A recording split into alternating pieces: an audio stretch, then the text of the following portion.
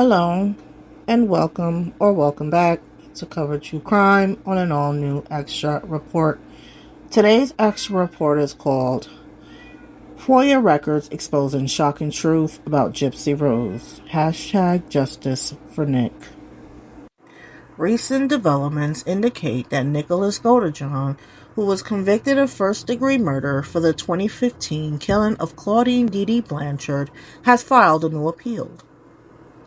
This appeal, submitted on December 5, 2023, argues that his trial counsel was ineffective by failing to fully investigate and present evidence from a qualified neuropsychologist specializing in autism spectrum disorder to support a diminished capacity defense. In addition to this legal action, there have been discussions in online communities about the release of case-related documents through the Freedom of Information Act, also known as FOIA. This new information has painted a different narrative in the murder of the Deedee Blanchard case and the actions and speculations about Gypsy Rose and her involvement in her mother's murder. These are part of the FOIA records that I will begin to share with you. Media publications on a murder case can influence potential jurors by shaping public perception before a trial begins. Sensationalizing reporting, repeated exposure to gruesome details, and biased portrayals of the accuser victim can lead to preconceived notions about guilt or innocence. Pre-trial publicity can make it difficult for jurors to remain impartial, as their opinions may be swayed by the narratives outside of the courtroom. As a result, selecting an unbiased jury becomes challenging, potentially jeopardizing the fairness of a trial. All 12 jurors who sat on a jury panel which found Mr. Godejohn guilty of first-degree murder and armed criminal action were exposed to pre-trial publicity about the case. 3 jurors, number 13, 20, and 39, expressed that they had already made up their minds about guilt or innocence based on pre-trial publicity. Trial counsel failed to inquire of all jurors the extent of exposure of pre-trial publicity and explore the bias of the jurors who expressed they had already formed an opinion on guilt or innocence, as alleged in Claims 8 and 9. Media was granted access to the trial without objection, and the proceedings were live-streamed. The jury was not sequestered over the 9-day period of jury selection and trial. No individual voir dire of the jury was conducted, as any prejudicial media exposure before trial resumed each day. As a result, Nickolas Godejohn was deprived of the ability to pick a jury free from bias and was deprived of a fair trial and due process. A new trial must be ordered.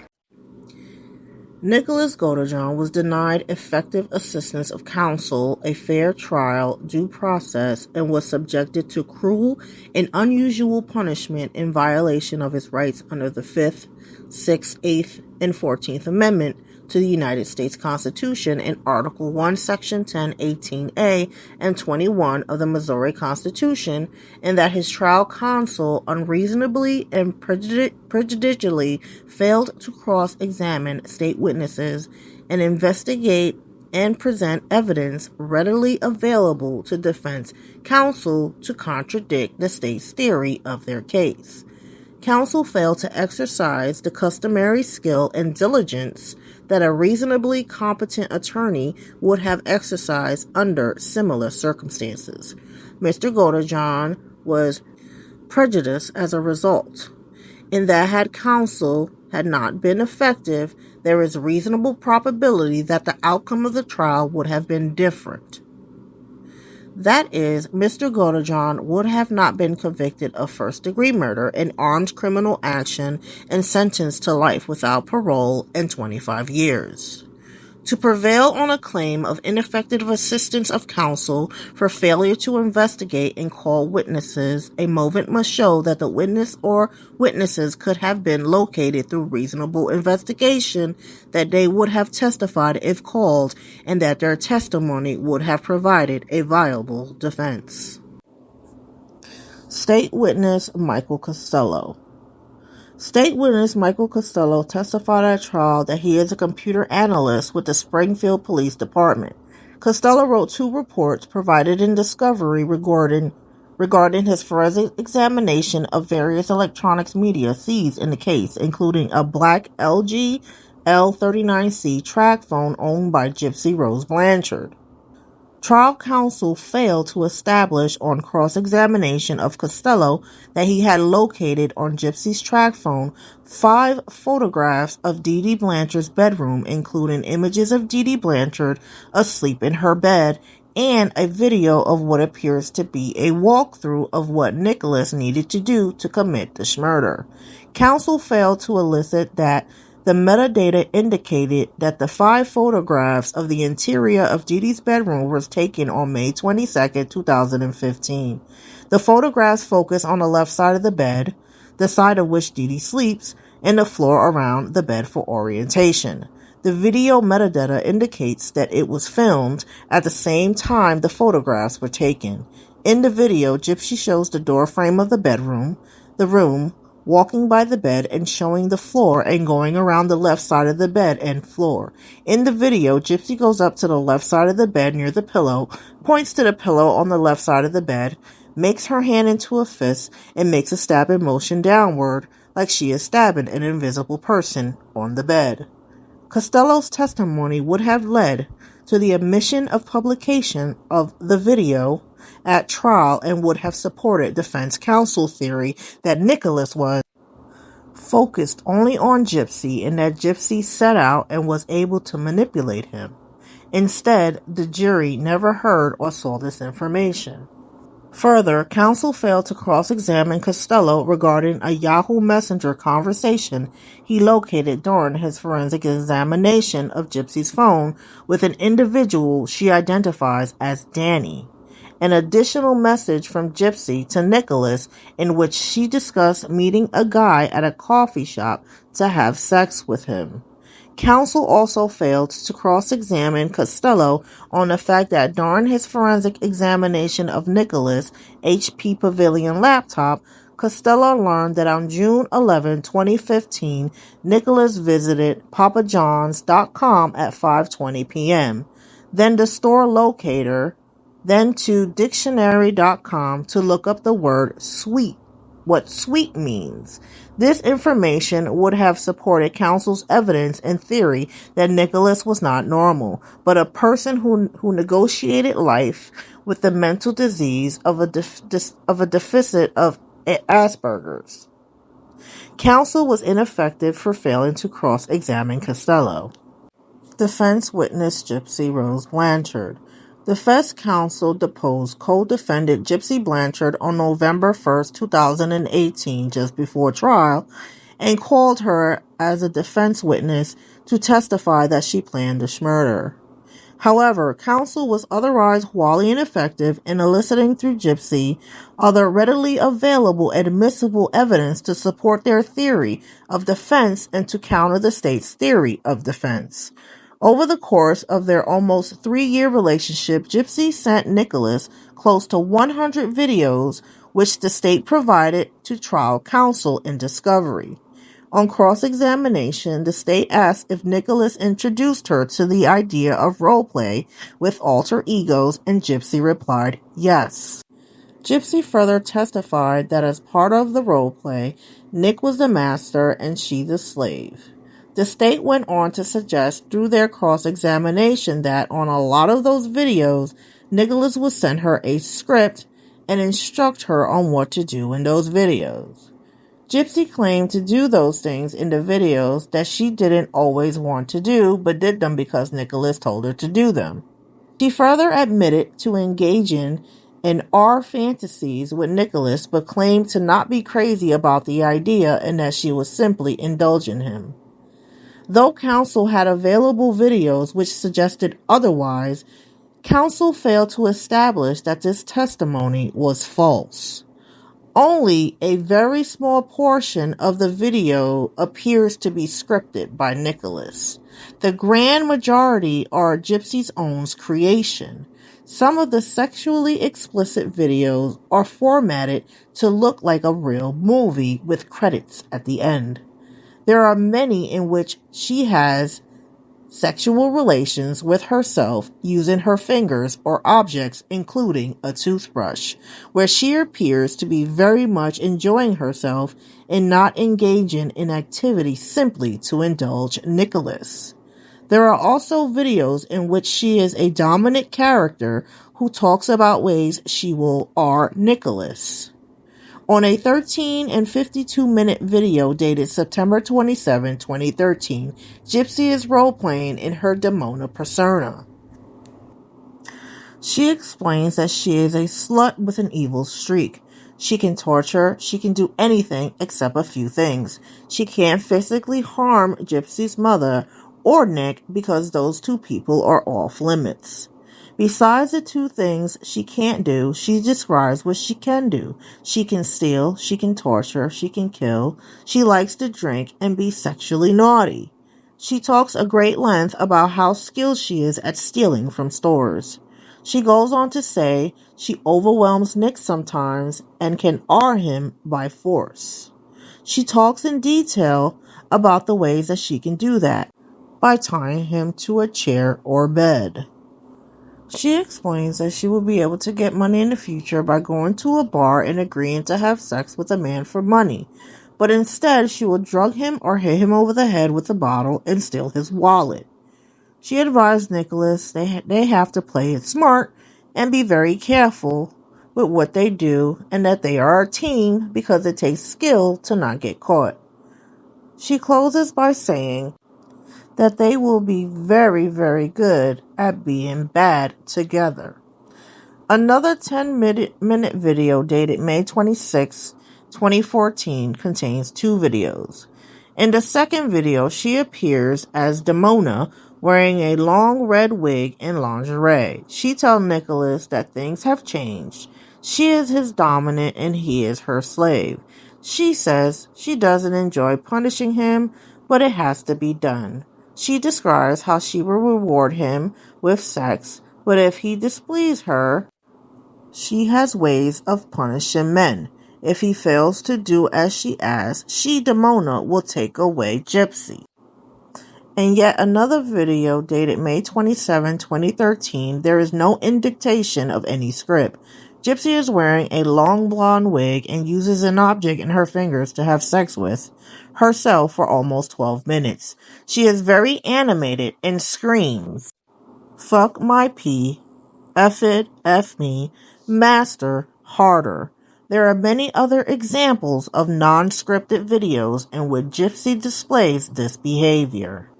In an 18-minute video dated August 11, 2014, Demona addresses Nick as her slave and informs him there are new rules and that her punishment of him will be extreme. She will cause him pain by making him strip and R-wording him with a strap on so hard that he will scream to stop.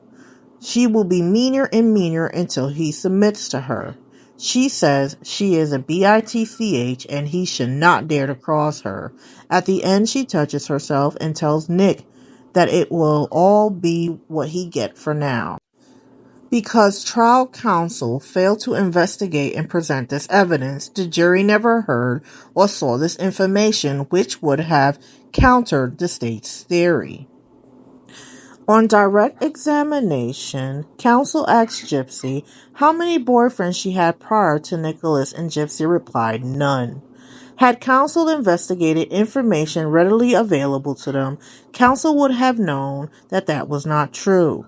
In addition to evidence to the contrary available through witness Dan Glidewell below, Gypsy wrote on August 10, 2014 through her Demona Love Slave account as follows. Yes, my master. It was 2010 and 2011. I had just surfaced inside Gypsy when I started playing games with guys. I used Gypsy's fingers to make the text and take the pics. The men asked me to send them nudes, so I took my top off, took the pic, and sent it. I had fun teasing them, saying I'd have sex with them, but I never went through with my words. Only the texts and pics I sent them. I sent them to 4 guys, but Gypsy's mom found out and threatened the men that if they ever came close to me again, she'll put them in jail because Gypsy was underage. and they were like 35 and 50. I was stupid, master. I was testing my limits of my sexuality, and I was getting male attention like I wanted. I told you, I was untamed before I met you. Then you tamed me, and I've been loyal to you ever since. In addition, the state adduced evidence that Nickolas threatened to unalive himself on June 2, 2015, close in time to the date of offense. Trial counsel failed to present evidence that Gypsy made threats to unalive herself multiple times as early as May 2013. This would have suggested to the jury that Nickolas was not the manipulator as the state argued he was, but the manipulated who mimicked what he learned from Gypsy online. Instead, the jury never heard or saw this information. In her testimony, Gypsy claimed that it wasn't until she was 19 years old that she started to piece together that she was not actually sick. She further testified that she did not understand the extent of how healthy she was until after her arrest. Counsel failed to elicit evidence readily available that was contrary to this assertion and that would further defense counsel's theory of the case that Nickolas was particularly vulnerable to her manipulation because of his ASD.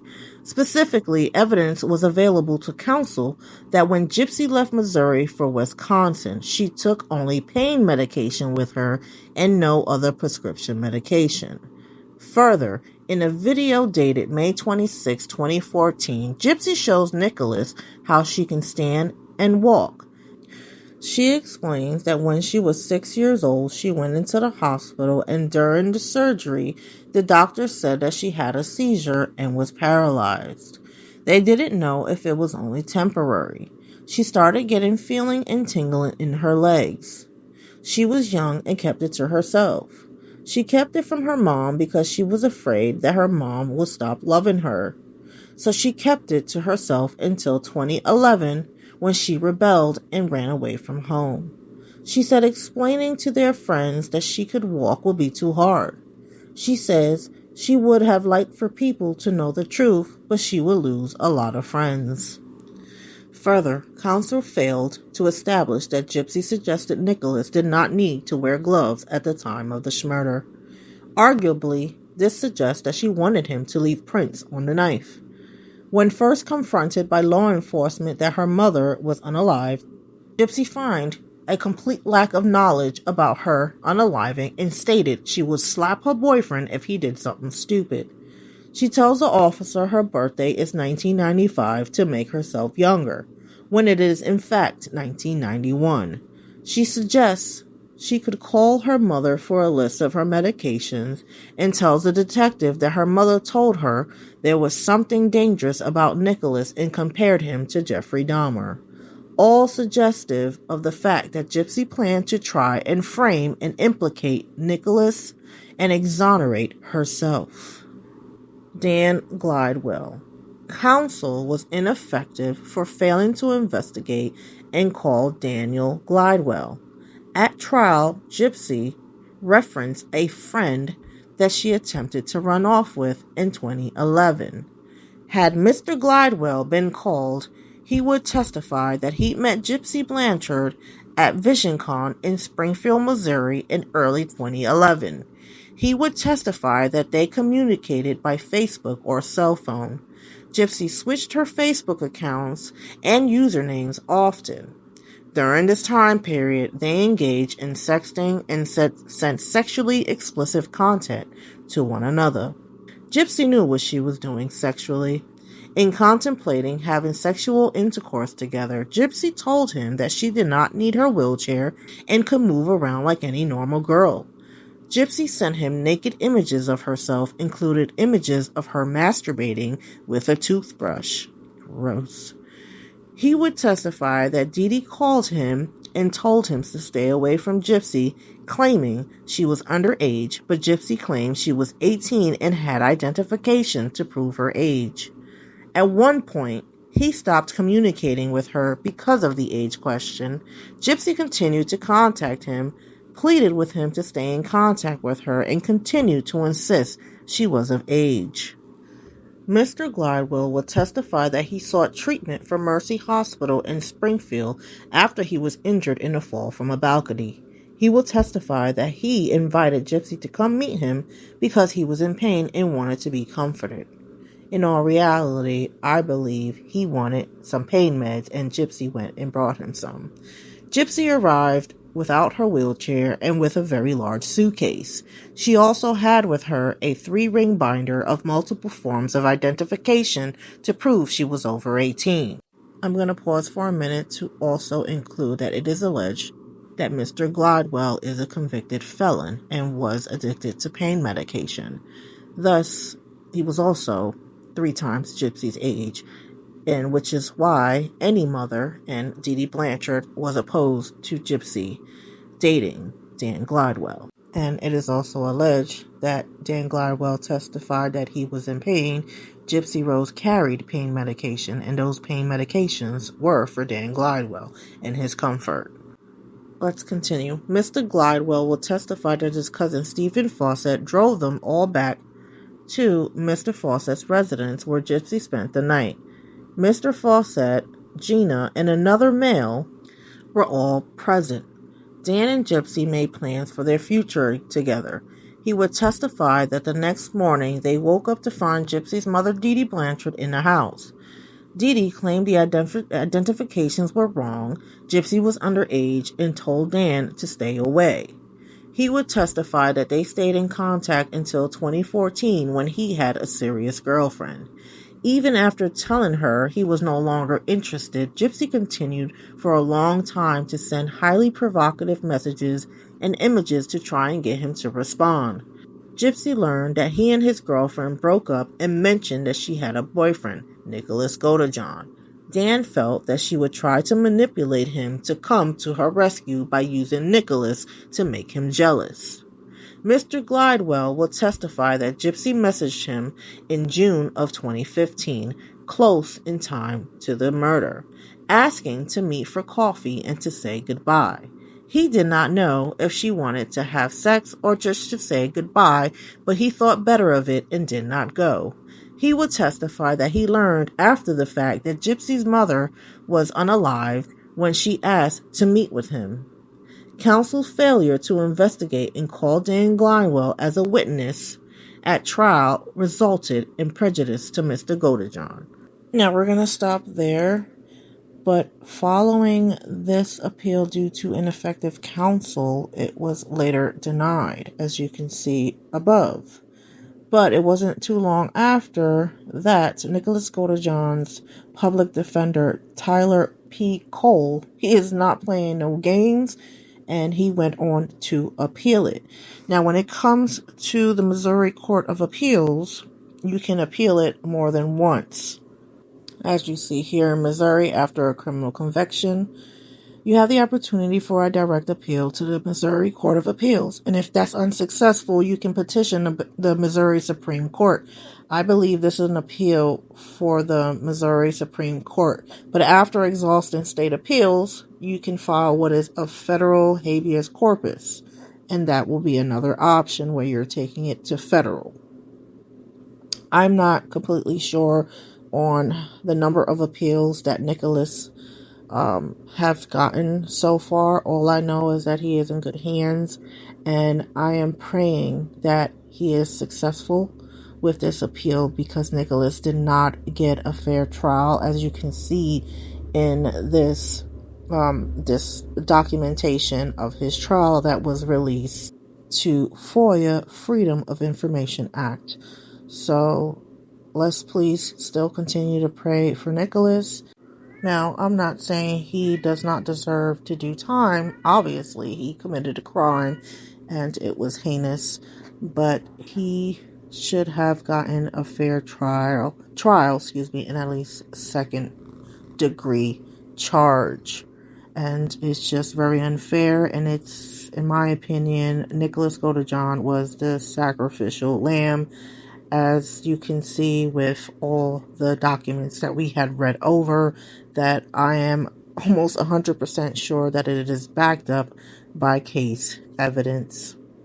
There is hundreds of of these documents, so I did not go over all of them. If you guys are interested in part 2 of these FOIA documents, please let me know in the comments below. Let me know your thoughts. I appreciate you all, and thank you for sticking it out with me, as this was a long video. And yeah, justice for Nickolas.